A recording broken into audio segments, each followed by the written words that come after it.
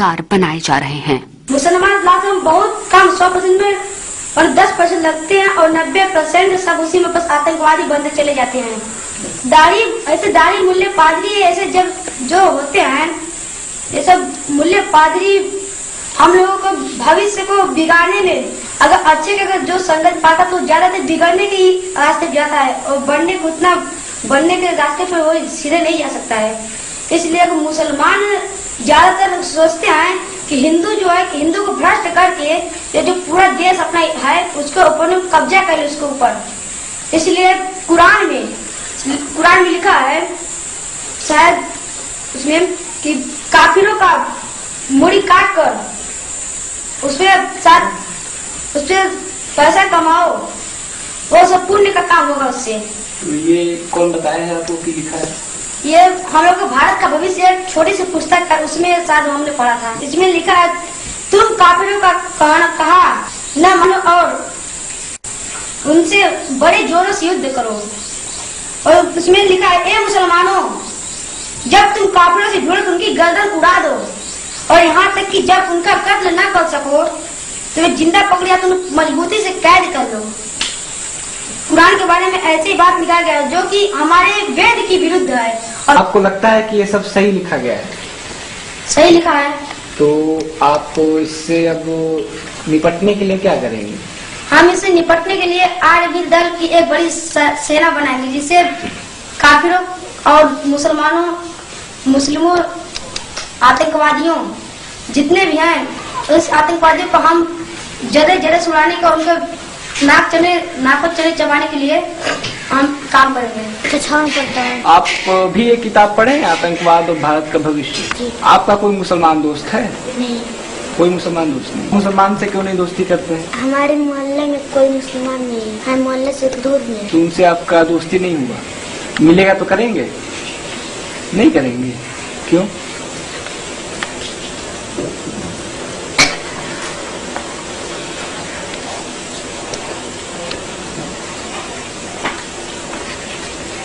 आपको कोई मुसलमान मिलेगा तो उससे दोस्ती क्यों नहीं करेंगे?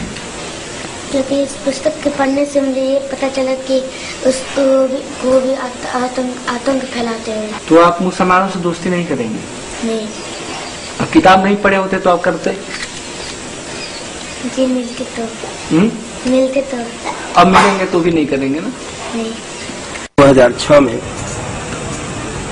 इसका उद्घाटन करवाया था श्री आदित्यनाथ योगी गोरखपुर के हैं, उनके द्वारा। ये जो लाठी भांजना सिखाया जा रहा है तो इससे क्या सैनिक प्रवृत्ति में बनाई जा रही है?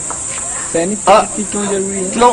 समाज में रहने के लिए जीवन सबसे बड़ा संघर्ष आप जानते हैं, जीवन का संघर्ष भी सबसे बड़ा संघर्ष है, वो भी आध्यात्मिक संघर्ष सबसे बड़ा संघर्ष। आध्यात्मिक संघर्ष में लाठी की क्या जरूरत है? इसके लिए पुरुष होंगे, बलिष्ठ होंगे, आत्मबल बढ़ेगा, तब बढ़ेगा अपनों को।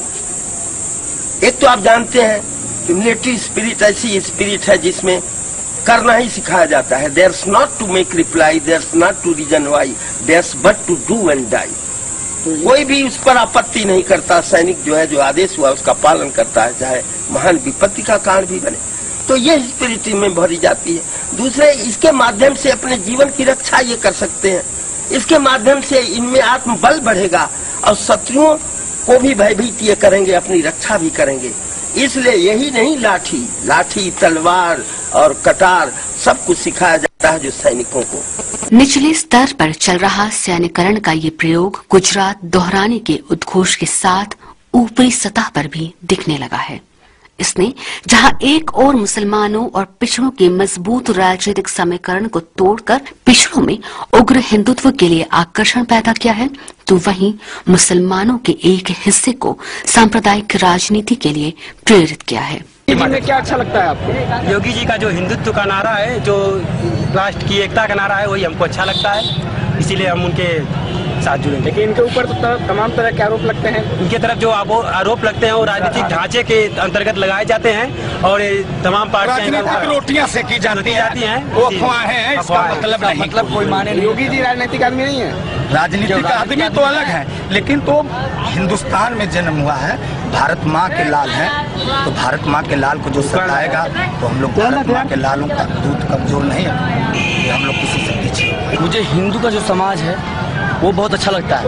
वो मुसलमानों का जो है कि ये सब शोषण करते हैं लोग, और हम लोग चाहते हैं कि हिंदू का वर्चस्व और बढ़ाएं। एक ये मतलब हीरो है हिंदू समाज के, हमारे हीरो हैं, और योगी जी का व्यक्तित्व और कृतित्व दोनों अनुसरण करने लायक है, और इसलिए हम लोग उनके हिंदू युवा वाहिनी से जुड़े हैं, उनके कार्यकर्ताओं से जुड़े हैं, उनके